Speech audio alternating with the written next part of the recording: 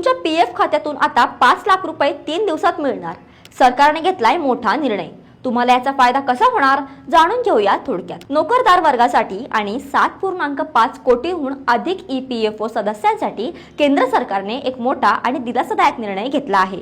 आता पीएफ खात्यातून पैसे काढण्याची ऑटो क्लेम सेटलमेंट मर्यादा 1 लाख रुपयांवरून थेट 5 लाख रुपये करण्यात आली आहे। केंद्रीय मंत्री मनसुख मांडविया यांनी 24 जून रोजी ही घोषणा केली।